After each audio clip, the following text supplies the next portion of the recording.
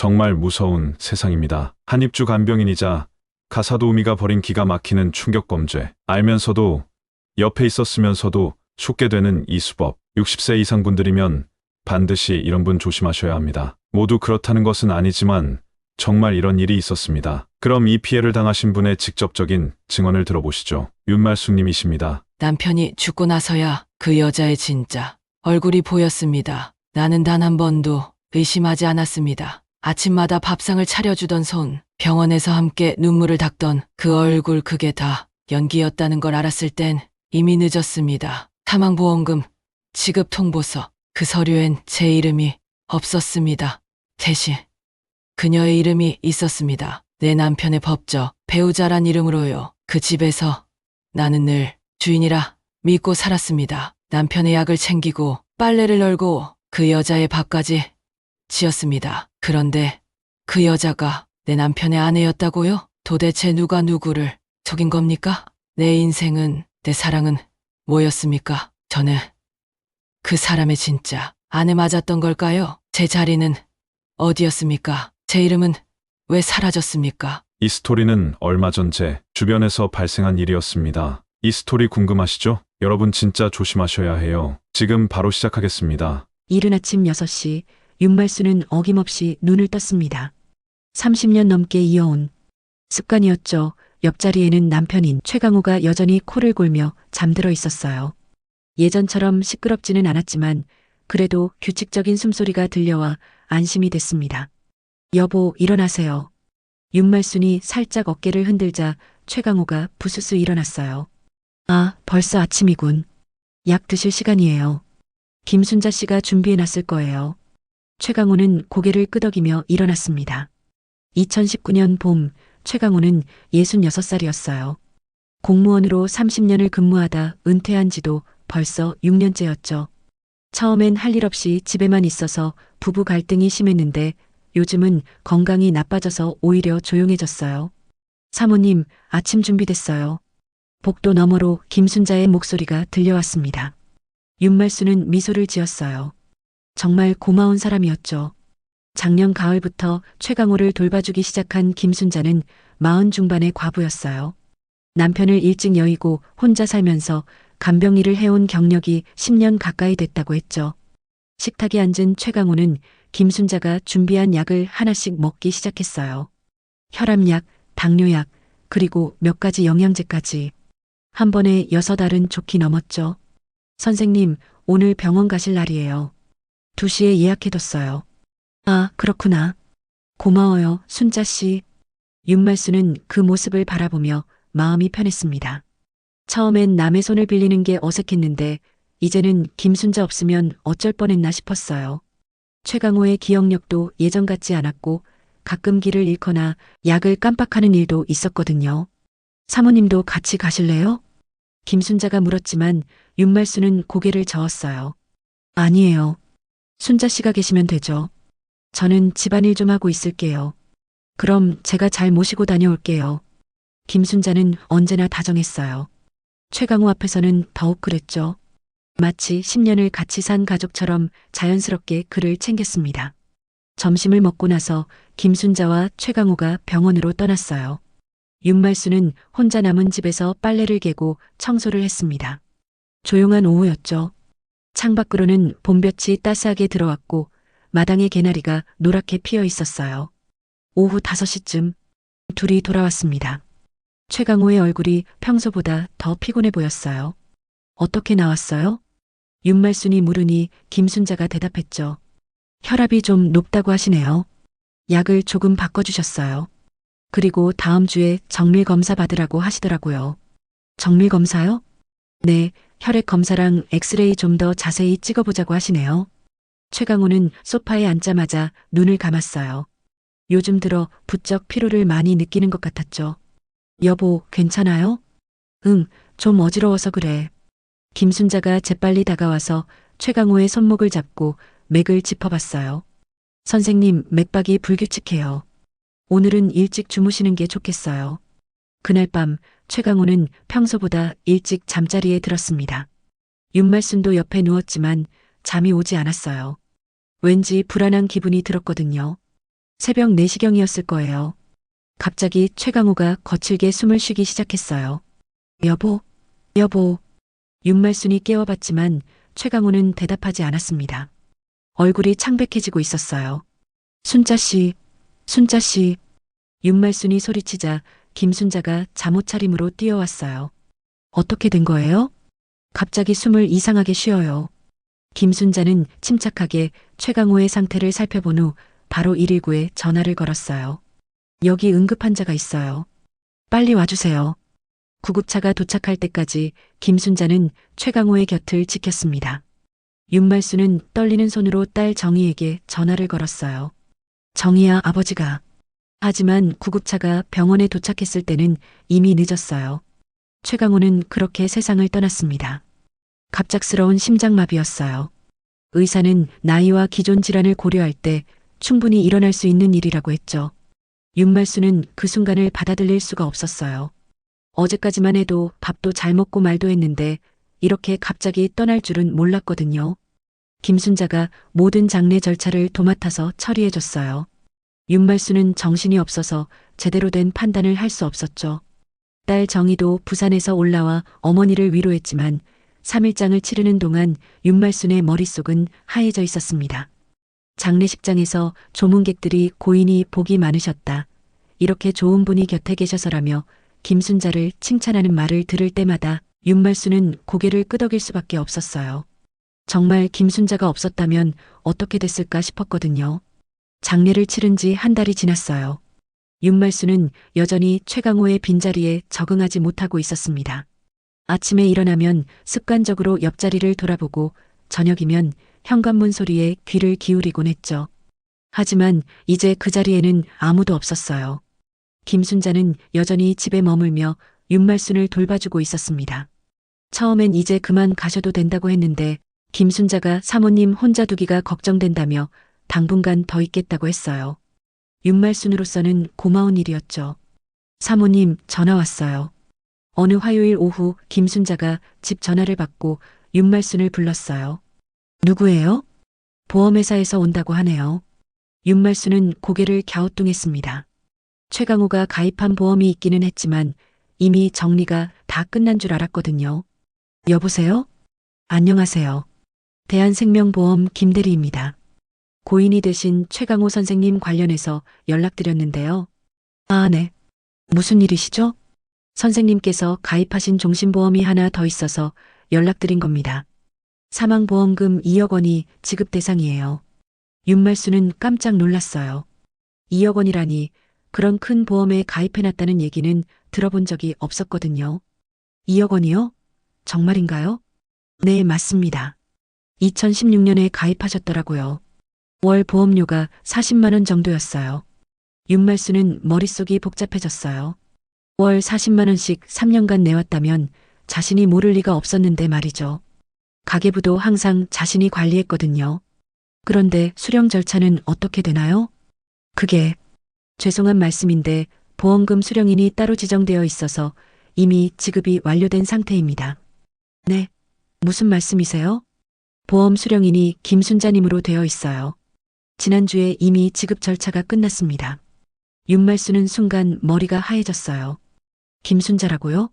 그게 무슨 소리인가요? 실수 아닌가요?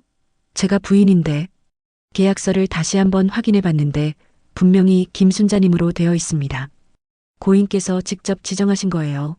전화를 끊고 나서 윤말수는 한동안 멍하니 앉아 있었어요. 2억 원을 김순자에게? 최강호가 왜 그런 일을 했을까요? 아무리 생각해봐도 이해할 수 없었어요. 사모님, 무슨 일이세요? 얼굴이 안 좋으시네요. 김순자가 차를 들고 와서 물었어요. 윤말수는 김순자의 얼굴을 유심히 바라봤습니다. 평소와 다를 바 없는 다정한 표정이었어요. 순자 씨, 혹시 저희 남편이 보험 이야기 한 적 있어요? 보험이요? 글쎄요, 특별히 기억은 안 나는데요. 왜 그러세요? 김순자는 너무 자연스럽게 대답했어요. 마치 정말 모르는 것처럼 말이죠. 아니에요. 그냥 궁금해서요. 윤말수는 일단 넘어갔습니다. 하지만 마음속으로는 계속 의심이 들었어요. 정말 최강호가 김순자를 보험 수령인으로 지정했을까요? 아니면 뭔가 다른 이유가 있는 걸까요? 그날 밤 윤말수는 잠이 오지 않았어요. 2억 원이라는 돈도 큰 문제였지만 그보다는 최강호가 자신 몰래 그런 일을 했다는 게 더 충격적이었거든요. 30년을 함께 살면서 그런 중요한 일을 숨겼다는 게 믿어지지 않았어요.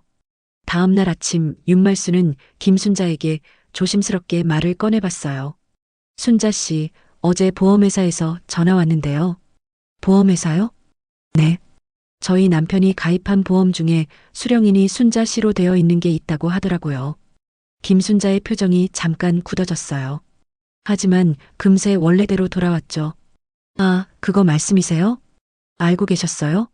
네. 선생님이 말씀해 주셨어요. 자신이 돌아가시면 제가 받아서 사모님께 드리라고 하셨거든요. 윤말수는 어이가 없었어요. 그럼 진작 얘기를 하지. 왜 지금까지 숨기고 있었던 걸까요?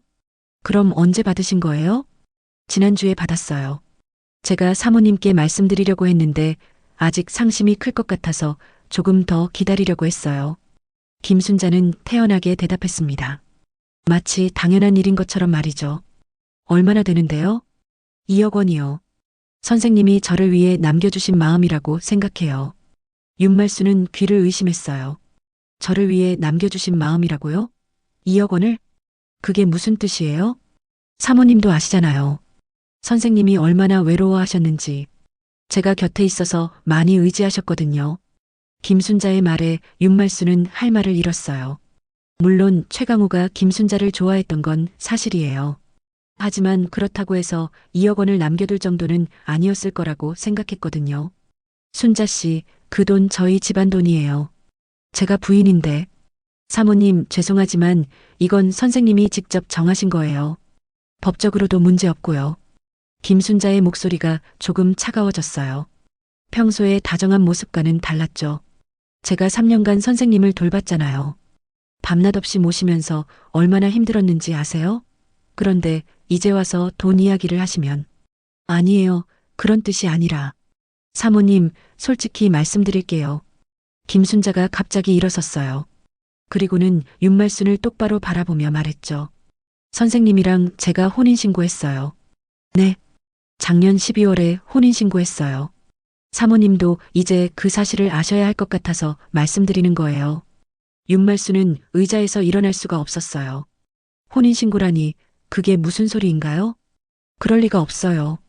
저희가 이혼한 적도 없는데. 사모님 확인해 보세요. 주민센터에 가서 확인해 보시면 알 거예요.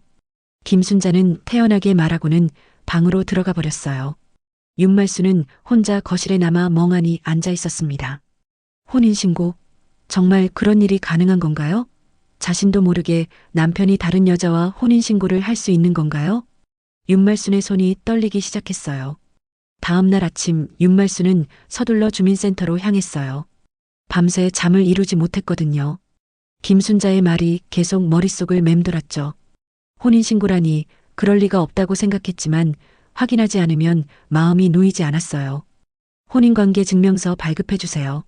창구 직원에게 서류를 내밀며 말했습니다. 손이 떨려서 신분증을 제대로 잡기도 힘들었어요. 잠깐만요. 확인해 보겠습니다. 직원이 컴퓨터를 두드리더니 이상한 표정을 지었어요. 이게 맞나요? 뭐가 문제인가요?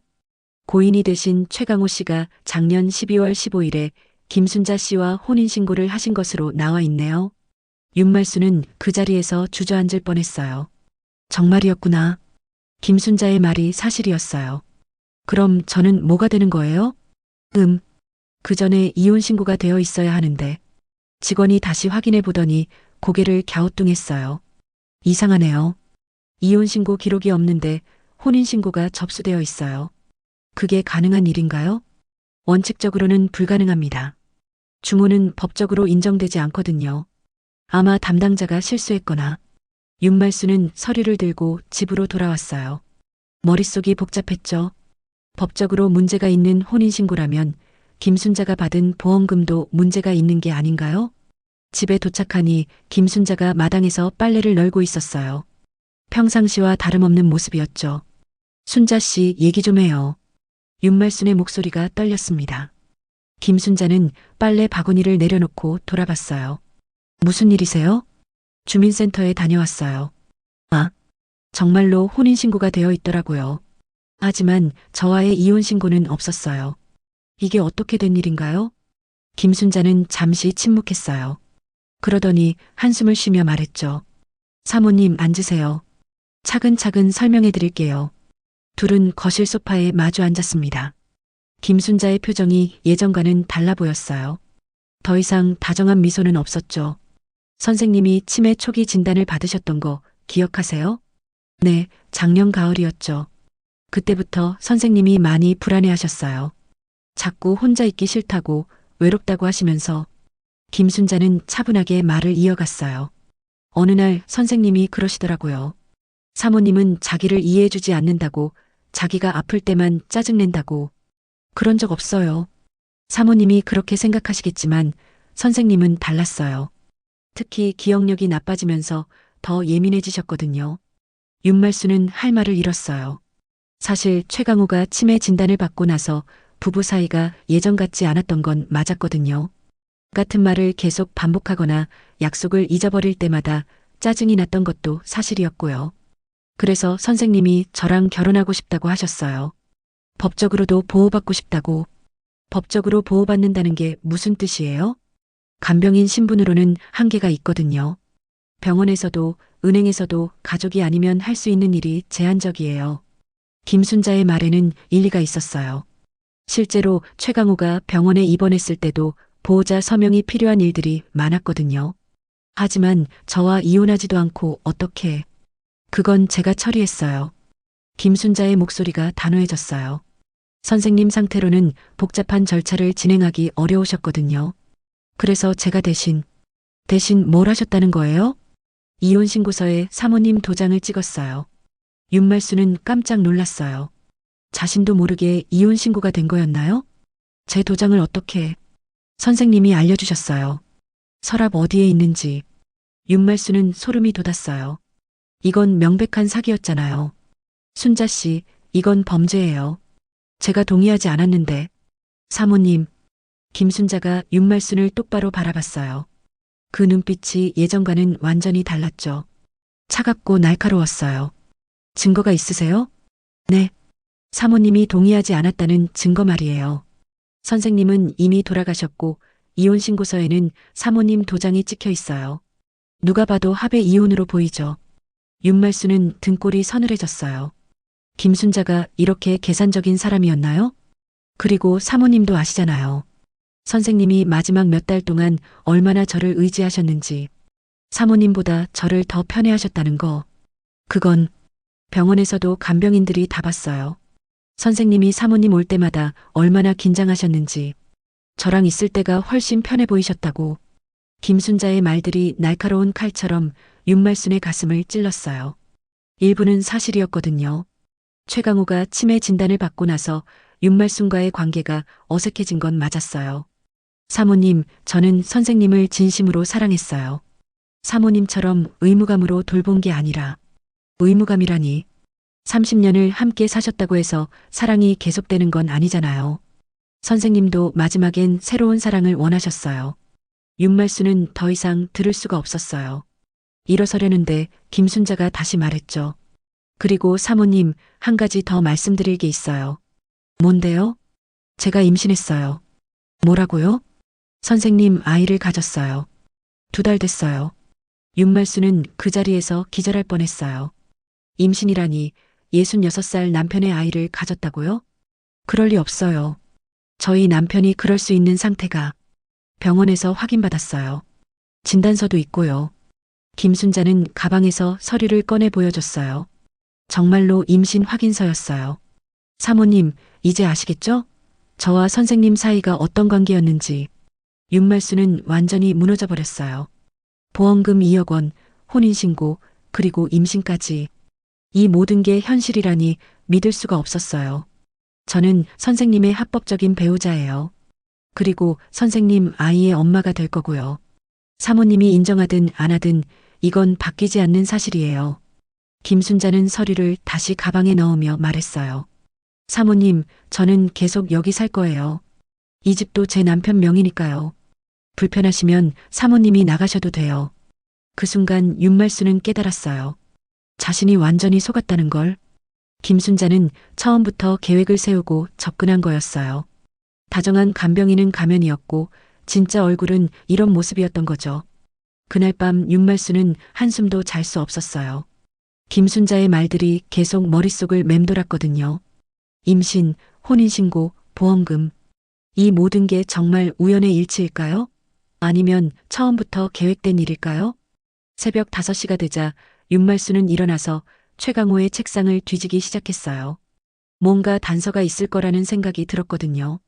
서랍을 하나씩 열어보니 각종 서류들이 나왔죠. 보험증서, 통장, 인감증명서. 그런데 이상했어요. 평소 최강호가 사용하던 주거래 은행 통장이 없었거든요. 분명히 여기에 두었던 것 같은데 말이죠.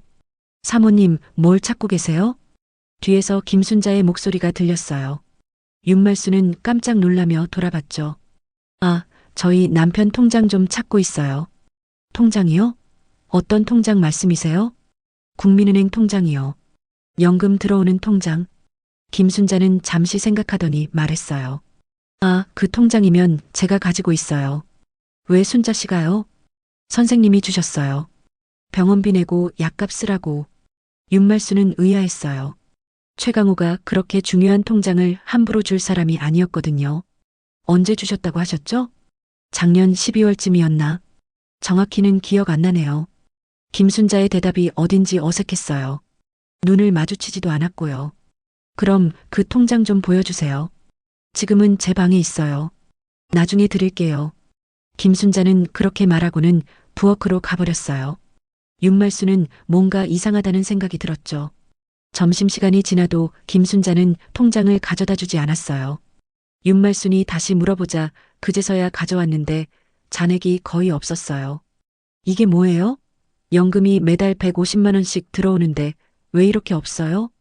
병원비로 많이 나갔어요. 그리고 약값도 비쌌고 병원비가 이렇게 많이 나갈 리 없는데요.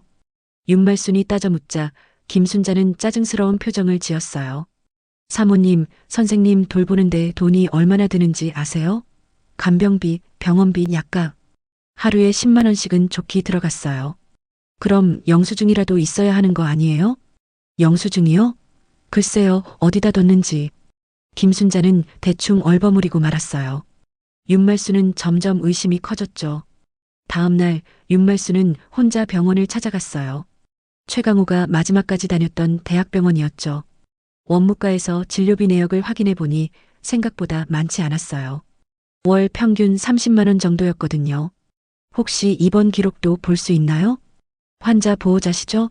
신분증 확인해 보겠습니다. 그런데 직원이 이상한 표정을 지었어요. 이상하네요. 보호자 등록이 김순자님으로 되어 있는데요. 네, 제가 부인인데요. 죄송합니다. 시스템상으로는 김순자님이 법정 대리인으로 등록되어 있어서 다른 분께는 정보를 드릴 수 없어요. 윤말수는 당황했어요.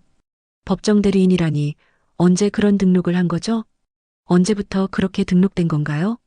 작년 12월 16일부터네요. 12월 16일. 혼인신고를 한 바로 다음 날이었어요. 김순자가 얼마나 치밀하게 준비했는지 알 수 있었죠. 집으로 돌아오는 길에 윤말수는 딸 정희에게 전화를 걸었어요. 정희야, 엄마야. 엄마, 무슨 일이에요? 목소리가 이상해요. 김순자 그 사람 말이야. 윤말수는 그동안 일어난 일들을 정희에게 모두 말했어요. 보험금, 혼인신고, 임신, 그리고 사라진 통장까지. 엄마, 그게 정말이에요? 정말이야. 엄마가 거짓말할 이유가 있겠니? 전화 너머로 정희의 한숨 소리가 들렸어요. 엄마, 근데 그 사람이 정말 임신한 게 맞아요? 병원 진단서까지 보여줬어. 아빠가 그럴 리 없는데. 아빠 그런 분 아니잖아요. 정희도 믿기 어려워했어요. 최강호는 평생 바람 한 번 피운 적 없는 사람이었거든요. 정희야, 이번 주말에 올라올 수 있어? 네, 엄마. 토요일에 올라갈게요. 이 일 그냥 넘어갈 수 없어요.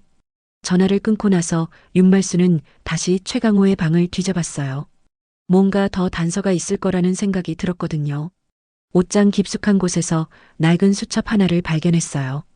최강호가 혈압을 기록하던 수첩이었죠. 페이지를 넘겨보다가 이상한 메모를 발견했어요. 순자가 자꾸 이상한 소리를 한다. 말순이한테 말해야 하나? 오늘도 약을 많이 먹으라고 한다. 어지러워서 힘들다. 통장을 달라고 한다. 왜 필요한지 모르겠다. 윤말순의 손이 떨렸어요. 최강호도 뭔가 이상하다고 느꼈던 거였어요. 더 뒤쪽 페이지에는 이런 메모도 있었죠. 김순자가 결혼하자고 한다.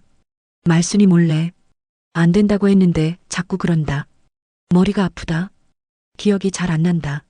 순자가 주는 약을 먹으면 더 어지럽다. 이혼 신고한다고? 내가 언제 그런 말을 했나? 마지막 메모는 작년 12월 10일 날짜였어요. 최강호가 사망하기 한 달 전이었죠. 윤말수는 이 수첩을 꼭 쥐고 눈물을 흘렸어요. 최강호도 당황스러워했구나. 자신의 의지와 상관없이 모든 일들이 진행되고 있었던 거였어요.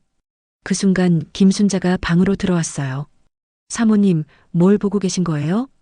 윤말수는 재빨리 수첩을 감췄어요. 아무것도 아니에요. 혹시 선생님 물건 뒤지고 계시는 건 아니죠? 김순자의 목소리가 차가웠어요. 사모님, 이제 그만하세요. 아무리 뒤져봐도 없는 걸 찾을 수는 없어요. 무슨 뜻이에요? 선생님이 직접 하신 일들이에요. 억지로 우기신다고 달라질 건 없어요. 김순자는 그렇게 말하고는 나가려다가 다시 돌아봤어요. 그리고 사모님, 이번 주말에 제 친정어머니가 오세요. 앞으로 함께 살 거거든요. 여기에요? 네, 여기가 제 집이니까요. 윤말수는 더 이상 참을 수 없었어요. 이 모든 게 계획된 일이라는 확신이 들었거든요. 하지만 증거가 부족했어요. 김순자는 너무 치밀했고 법적으로도 문제가 없는 것처럼 보였죠. 그날 밤 윤말수는 최강호의 수첩을 다시 읽어봤어요. 남편도 마지막까지 혼란스러워했구나. 자신이 좀 더 세심하게 살펴봤다면 이런 일을 막을 수 있었을까요? 너무 늦었을까요? 아니면 아직 할 수 있는 일이 있을까요? 토요일 오후 딸 정희가 부산에서 올라왔어요. 윤말수는 그동안 발견한 수첩을 정희에게 보여줬죠. 엄마, 이게 정말 아빠 필체예요? 응, 분명해. 내 아버지가 평생 쓰던 글씨체야. 정희는 수첩을 읽어보며 표정이 어두워졌어요. 아빠가 이렇게 힘들어 하셨구나. 그러게 말이야. 엄마도 몰랐어. 김순자가 겉으로는 그렇게 다정하게 굴었는데 정희는 수첩을 덮고 엄마를 바라봤어요. 엄마, 이거 가지고 경찰서에 가봐야겠어요. 경찰서에서 믿어줄까? 김순자는 법적으로 다 처리해놨는 걸. 그래도 시도는 해봐야죠. 분명히 뭔가 잘못된 거예요. 그때 김순자가 거실로 나왔어요. 정희를 보자 어색한 미소를 지었죠. 정희 씨, 언제 오셨어요? 방금 왔어요. 정희의 목소리가 차갑게 느껴졌어요. 김순자도 그걸 눈치챘는지 표정이 굳어졌죠. 어머니한테 말씀 다 들으셨나 보네요. 네, 들었어요. 그런데 이해가 안 되는 부분이 많아서요. 뭐가 이해 안 되시는데요? 정희는 김순자를 똑바로 바라보며 말했어요. 우리 아버지가 정말 그런 결정을 하셨을까요? 30년 넘게 우리 엄마와 살면서 사람 마음이 어떻게 변할지 모르는 거죠. 김순자의 대답이 너무 뻔뻔해서 정희는 화가 났어요. 김순자 씨, 솔직히 말씀해 주세요. 우리 아버지를 어떻게 설득하신 거예요? 설득이라뇨? 선생님이 먼저 그러셨어요. 치매 환자였잖아요. 정상적인 판단이 어려운 상태였고요. 김순자의 얼굴이 붉어졌어요. 정희 씨, 그런 식으로 말씀하시면 안 되죠. 선생님은 마지막까지 정신이 멀쩡하셨어요. 그럼 증거를 보여주세요. 우리 아버지가 직접 그런 말씀을 하셨다는 증거. 김순자는 잠시 당황하는 듯 했어요. 그러더니 냉정하게 말했죠. 증거요? 혼인신고서에 선생님 사인이 있잖아요.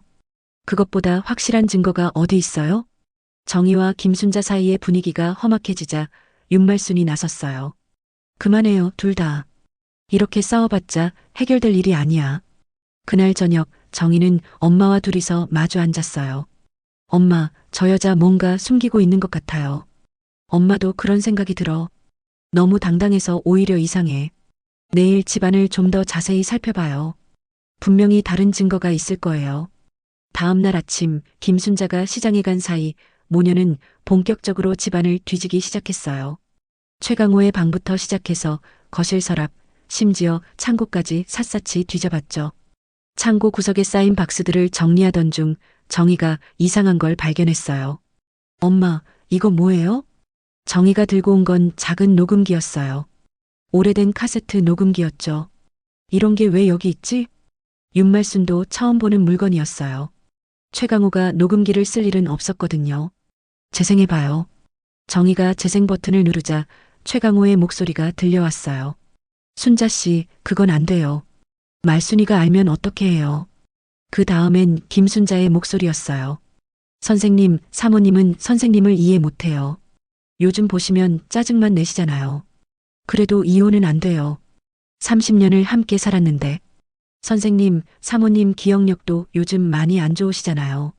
선생님하고 저하고 같이 있는 게 편하실 거예요. 윤말순과 정희는 숨을 죽이고 들었어요. 이건 완전히 김순자가 최강호를 회유하는 대화였거든요. 녹음이 계속됐어요. 순자 씨, 저 머리가 너무 아파요. 약을 너무 많이 먹는 것 같아서. 선생님, 병원에서 처방해준 약이에요. 드셔야 해요. 근데 이 약을 먹으면 자꾸 기억이 안 나고. 그러니까 더 드셔야 하는 거예요. 선생님 상태가 나빠지고 있어요. 윤말순은 소름이 돋았어요. 김순자가 최강호에게 약을 과다하게 먹이고 있었던 거였어요. 녹음기엔 더 충격적인 내용이 있었어요. 선생님, 혼인신고는 제가 알아서 처리할게요. 복잡한 절차는 선생님이 하시기 어우니까. 내가 직접 해야 하는 거 아닌가요? 아니에요. 요즘은 다 대리로 할 수 있어요. 선생님은 서명만 해주시면 되고요. 말순이는 알고 있나요? 사모님께는 나중에 말씀드릴게요. 지금은 선생님 건강이 더 중요하니까. 녹음은 여기서 끝났어요. 윤말순은 완전히 무너져 버렸어요. 최강호가 제대로 된 상황 판단을 못하는 상태에서 김순자가 모든 걸 주도했던 거였어요. 엄마, 이거 완전히 사기잖아요. 그러게 말이야. 내 아버지가 이렇게 당한 거였구나. 정희는 녹음기를 들고 일어섰어요. 엄마, 이거 가지고 당장 경찰서 가요. 그때 현관문이 열리는 소리가 들렸어요. 김순자가 돌아온 거였죠. 사모님, 정희 씨, 뭐하고 계세요? 김순자가 창고 앞에 서서 물었어요. 윤말순과 정희 사이에 녹음기가 있는 걸 보고 김순자의 얼굴이 하얘졌어요. 그거 어디서 찾으신 거예요? 정희가 녹음기를 들고 일어섰어요. 이게 뭔지 아시죠? 모르겠는데요. 김순자는 태연한 척했지만 목소리가 떨리고 있었어요. 우리 아버지와 김순자 씨 대화가 녹음되어 있어요. 아버지를 어떻게 속였는지 다 들어봤어요. 김순자의 얼굴이 점점 굳어졌어요. 그건 선생님이 기록용으로 해놓으신 거예요. 거짓말하지 마세요. 분명히 들었어요. 아버지가 싫다고 하는데 계속 강요하는 소리. 김순자는 더 이상 변명할 수 없다는 걸 알았는지 표정이 바뀌었어요. 그래요, 맞아요. 제가 그렇게 했어요. 갑작스러운 고백에 윤말순과 정희는 당황했어요. 하지만 그게 선생님한테 좋은 일이었어요. 사모님은 선생님을 제대로 돌보지도 않으면서. 무슨 소리예요? 선생님이 치매 진단받고 나서 사모님이 얼마나 차갑게 대했는지 저는 다 봤어요. 짜증내고 무시하고. 김순자의 목소리가 점점 높아졌어요. 선생님은 저를 더 좋아하셨어요. 저와 함께 있을 때가 더 편해하셨다고요. 그렇다고 해서 사기를 쳐도 된다는 거예요? 정희가 소리쳤지만 김순자는 웃었어요. 사기라고요? 선생님이 원하신 일이에요. 다만 제가 조금 도와드린 것뿐이에요. 윤말순은 더 이상 들을 수 없었어요. 순자 씨, 당장 이 집에서 나가세요. 사모님, 여기는 제 집이에요. 법적으로 제 남편 명의의 집이라고요. 김순자는 끝까지 뻔뻔했어요. 하지만 이제 결정적인 증거가 있었죠. 녹음기 안의 대화 내용이면 충분히 사기 혐의를 입증할 수 있을 거예요. 정희는 녹음기를 꼭 쥐고 말했어요. 김순자 씨, 각오하세요. 이제 끝이에요. 윤말순은 남편이 마지막 2달을 보냈던 성모병원 8층 병동을 다시 찾았어요. 복도를 걸으며 그때의 기억들이 되살아났습니다. 최강호가 산소호흡기를 끼고 누워있던 모습, 김순자가 늘 곁에서 헌신적으로 돌보던 장면들이요. 간호사실에서 당시 담당 간병인이었던 이정숙 씨의 연락처를 알아냈어요. 55살의 이정숙 씨는 병원 근처 작은 원룸에서 혼자 살고 있었습니다. 윤말순이 찾아왔다는 소식에 그녀는 당황스러워했어요. 사모님, 왜 이런 데까지 오셨어요? 제가 뭘 잘못했나요? 이정숙 씨의 목소리에는 불안함이 섞여 있었습니다. 윤말순은 조심스럽게 자리에 앉으며 말했어요. 잘못하신 거 아니에요. 그냥 남편 입원 당시 이야기를 좀 듣고 싶어서요. 그건 제가 함부로 말씀드릴 수 있는 게 아니잖아요. 이정숙 씨는 계속 시선을 피했습니다. 하지만 윤말순은 포기할 수 없었어요. 남편이 녹음기에 남긴 그 절망적인 목소리가 계속 귓가에 맴돌았거든요. 정숙 씨, 저 정말 간절해요. 남편이 마지막에 뭔가 고민이 있었던 것 같은데 혹시 아시는 거 있으시면 말씀해 주세요. 윤말순의 진심이 통했는지 이정숙 씨는 한참을 망설이다가 입을 열었어요. 사모님, 사실 선생님이 마지막 한 달 동안 많이 힘들어 하셨어요. 자꾸 혼잣말을 하시더라고요. 내가 뭔가 잘못한 것 같다. 말순이한테 미안하다. 이런 말씀을요. 윤말순의 가슴이 찡했습니다. 남편이 마지막까지 자신을 생각하고 있었다는 사실이에요. 그런데 이상한 게 김순자 씨가 그런 말씀하실 때마다 선생님, 그런 생각하지 마세요. 사모님은 이해하실 거예요 라고 하시면서 뭔가 달래는 것 같았어요. 이정숙 씨는 점점 작은 목소리로 말을 이어갔습니다. 그리고 어느 날은 선생님이 자필로 편지를 쓰시더라고요. 손이 떨려서 글씨가 잘 안 써지는데도 끝까지 쓰셨어요. 몇 장이나 되는 긴 편지였어요. 편지요? 누구한테 쓴 편지였는데요? 잘은 모르겠는데 말순아라고 시작하는 걸 봤어요. 사모님한테 쓰신 편지 같았어요. 윤말순은 가슴이 두근거렸어요. 남편이 자신에게 마지막 편지를 남겼다는 사실에 희망이 생겼습니다. 그 편지 어디 있는지 아세요? 그게 김순자 씨가 선생님이 잠드신 후에 가져가셨어요. 선생님이 사모님 걱정하지 않게 제가 잘 정리해 둘게요라고 하시면서요. 이정숙 씨의 말에 윤말순은 온몸에 소름이 돋았어요. 김순자가 남편의 마지막 편지까지 가로챈 것이었습니다. 그리고 또 하나 이상했던 게 선생님이 퇴원하시기 일주일 전쯤에 김순자 씨가 어떤 서류들을 가져와서 선생님한테 도장을 받더라고요. 선생님은 그때 의식이 거의 없으셨는데 서류요? 어떤 서류였는데요? 잘 보지는 못했는데 뭔가 중요해 보이는 서류였어요. 김순자 씨가 굉장히 조심스럽게 다루더라고요. 윤말순은 이제 확신했어요. 김순자의 모든 행동이 계획적이었다는 것을요. 남편의 마지막 편지, 의식 없는 상태에서 받은 도장, 모든 것이 김순자의 손아귀에 있었습니다. 정숙 씨, 이 이야기 다른 사람한테는 하지 마세요. 그리고 혹시 더 생각나는 거 있으면 연락 주세요. 윤말순은 이정숙 씨에게 자신의 전화번호를 적어주며 집으로 돌아왔어요. 이제 남편의 마지막 편지를 찾아야 했습니다. 그 편지 속에 모든 진실이 담겨 있을 것 같았거든요. 그날 오후 김순자는 평소처럼 시장에 장을 보러 나갔어요. 윤말순은 김순자가 대문을 나서는 소리를 듣고 나서야 조심스럽게 움직였습니다. 이정숙 씨가 말한 그 편지를 찾아야 했거든요.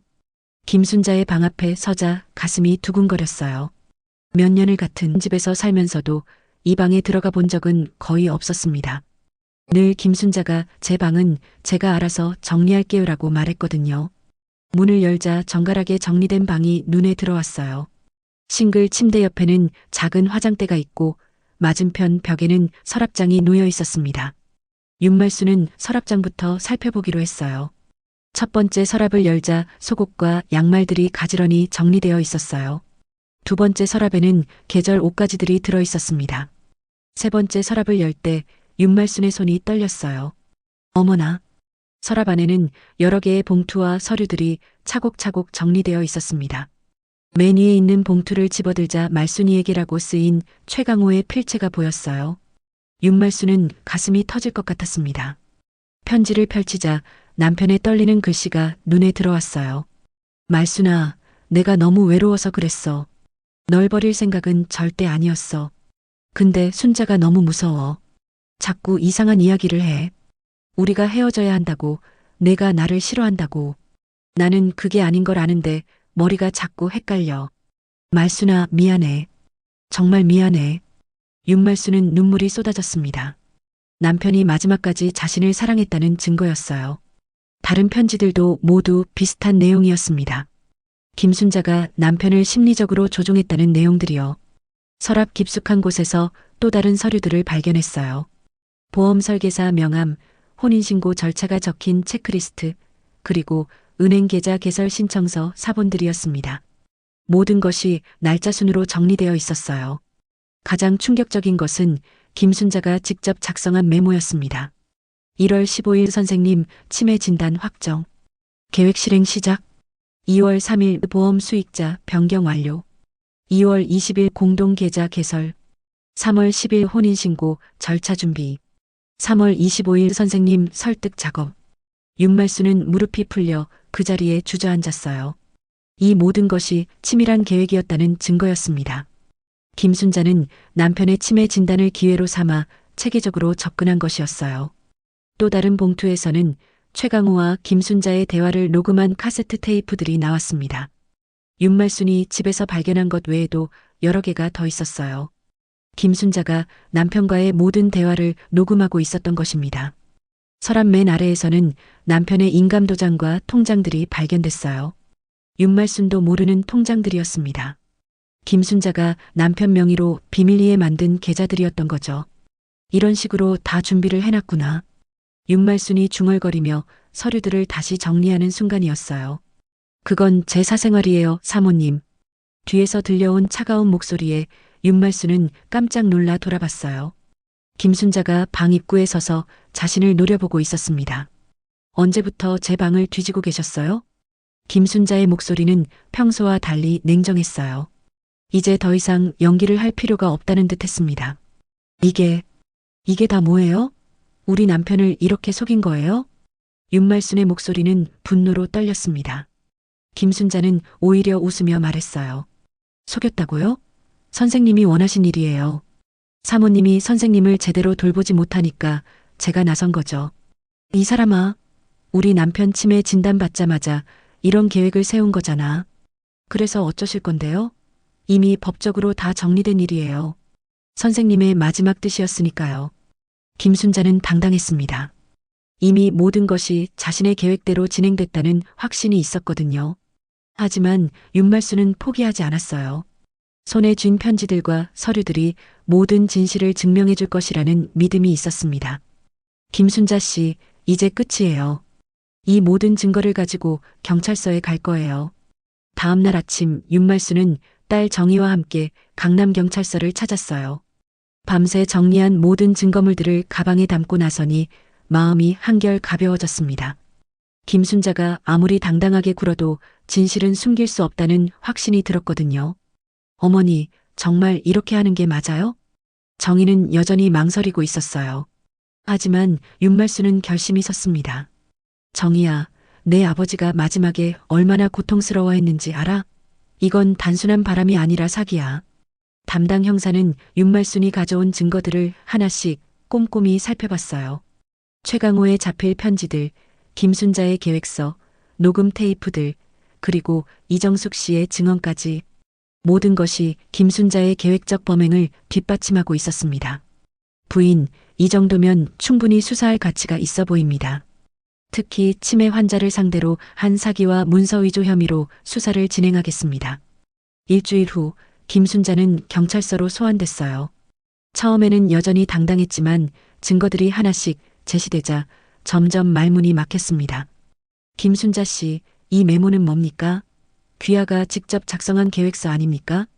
그건 그냥 제가 선생님 돌보는 일정을 정리한 거예요. 그럼 이 녹음 테이프는 어떻게 설명하시겠습니까? 고인을 심리적으로 조종하는 대화가 고스란히 녹음되어 있는데요. 김순자는 더 이상 변명할 수 없었어요. 결국 치매 환자를 상대로 한 계획적 사기 행위를 시인할 수밖에 없었습니다. 한 달 후 법원에서 첫 번째 공판이 열렸어요. 윤말수는 증인석에 서서 차분하게 증언했습니다. 재판장님, 제 남편은 마지막까지 저를 사랑했어요. 그 증거가 바로 이 편지들입니다. 김순자는 남편의 치매를 이용해서 저와 남편 사이를 이간질시켰고 체계적으로 재산을 빼돌렸습니다. 이정숙 씨도 증인으로 나와 당시 상황을 생생하게 증언했어요. 고인께서는 마지막 한 달 동안 계속 죄책감에 시달리셨어요. 말순이한테 미안하다는 말을 입에 달고 사셨거든요. 그런데 김순자 씨는 오히려 사모님은 이해하실 거다라며 계속 부추겼습니다. 보험회사 측에서도 조사 결과를 발표했어요. 김순자가 수익자 변경을 요청할 때 제출한 서류들 중 일부가 위조됐다는 사실이 밝혀진 것입니다.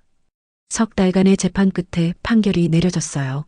피고인 김순자는 치매 환자인 고인을 상대로 계획적이고 조직적인 사기, 행위를 저질렀습니다. 또한 문서 위조 및 보험 사기 혐의도 성립됩니다. 징역 3년에 집행유예 5년을 선고하며 피해자에게 위자료 5천만 원을 배상하라고 명합니다. 그리고 가장 중요한 것은 최강우와 김순자의 혼인신고가 무효 처리된 것이었어요. 치매 진단 이후에 이루어진 법적 행위들이 모두 무효화됐습니다. 보험금 2억 원도 원래의 수익자인 윤말순에게 다시 지급됐고요. 판결 후 법원 앞에서 정의가 어머니의 손을 꼭 잡았어요. 어머니, 정말 고생 많으셨어요. 아버지도 이제 마음 편히 쉬실 수 있을 것 같아요. 응, 내 아버지가 마지막에 남긴 편지 덕분이야. 그 사람이 끝까지 우리를 지켜준 거야. 석 달 후 윤말순은 정의와 함께 조용한 한옥으로 이사했어요. 김순자가 있던 그 집에서는 더 이상 살 수 없었거든요. 새로운 집에서 윤말순은 매일 일기를 쓰기 시작했습니다. 어느 가을 저녁 윤말순은 일기장 마지막 페이지에 이렇게 적었어요. 강호야, 이제야 내 마음을 제대로 알겠어. 내가 마지막까지 나를 사랑했다는 걸 알게 됐어. 사람을 사랑할 때는 눈앞의 모습이 아니라 마음속을 들여다봐야 한다는 걸 이제야 깨달았어. 고마워. 그리고 미안해. 이제 우리 둘 다 평안하게 쉬자. 창밖으로는 첫눈이 내리고 있었어요. 윤말순은 따뜻한 차 한 잔을 마시며 평온한 미소를 지었습니다. 진실을 찾는 긴 여행이 끝났고 이제 진짜 자신의 인생을 살아갈 시간이었거든요. 판결이 내려진 지 1년이 지난 후 윤말순은 뜻밖의 전화를 받았어요. 검찰청 수사관이었습니다. 부인 김순자 사건과 관련해서 추가로 밝혀진 사실들이 있어서 연락드렸습니다. 수사 과정에서 김순자의 과거가 철저히 조사됐는데 충격적인 사실들이 드러났다고 했어요. 김순자는 지난 15년간 무려 7명의 독거노인 가정에서 간병인으로 일했고 그중 5명이 사망 직전 김순자를 상속자로 지정했다는 것이었습니다. 모두 비슷한 패턴이었어요.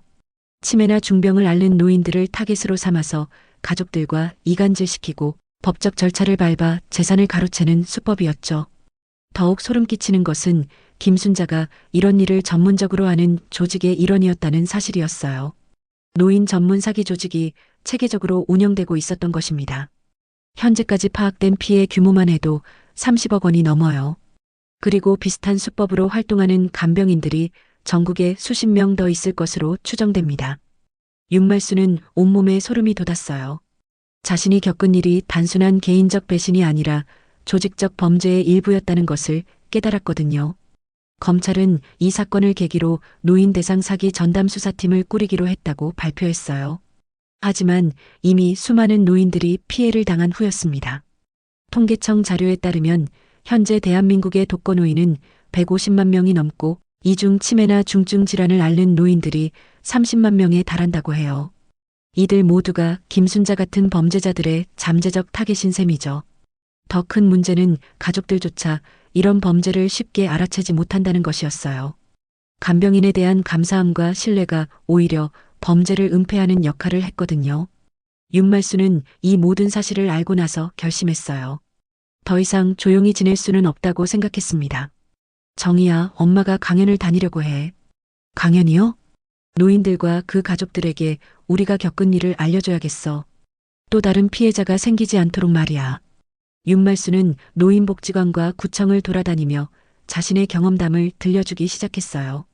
처음에는 부끄럽고 힘들었지만 자신의 이야기를 듣고 비슷한 상황을 의심하기 시작한 사람들이 나타났습니다. 사실 저희 아버지 간병인도 좀 이상해요. 자꾸 저희 가족 흉을 보면서 아버지를 부추기거든요. 우리 할머니도 간병인한테만 의존하시면서 자식들은 점점 멀리하세요. 윤말순의 강연을 듣고 의심을 품게 된 가족들이 조사해보니 실제로 비슷한 수법의 사기를 당할 뻔한 경우들이 여러 건 발견됐어요. 현재 우리 사회는 급속한 고령화로 인해 노인 돌봄 문제가 심각한 사회적 이슈가 되고 있어요.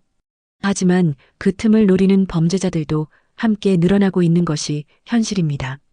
정부는 뒤늦게 간병인 자격증 제도를 강화하고 노인 대상 범죄 예방 교육을 확대하기로 했지만 이미 피해를 당한 노인들에게는 너무 늦은 조치였어요. 윤말수는 지금도 매주 2번씩 강연을 다니고 있어요. 자신과 같은 피해자가 더 이상 생기지 않기를 바라는 마음으로요. 여러분, 가족의 사랑과 신뢰만이 노인들을 지킬 수 있어요.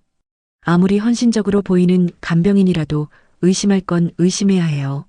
노인의 재산과 법적 권리에 관한 모든 결정은 반드시 가족과 상의해서 해야 합니다. 어느 겨울날 강연을 마치고 돌아오는 길에 윤말수는 남편 최강호의 묘소에 들렀어요. 강호야, 우리가 겪은 일이 헛되지 않게 하려고 노력하고 있어. 내가 마지막에 남긴 편지들 덕분에 많은 사람들이 깨어나고 있어. 고마워. 묘비에 새겨진 남편의 이름을 쓰다듬으며 윤말수는 다짐했어요. 사회의 가장 약한 고리인 노인들을 노리는 범죄가 근절될 때까지 자신의 목소리를 계속 낼 것이라고요.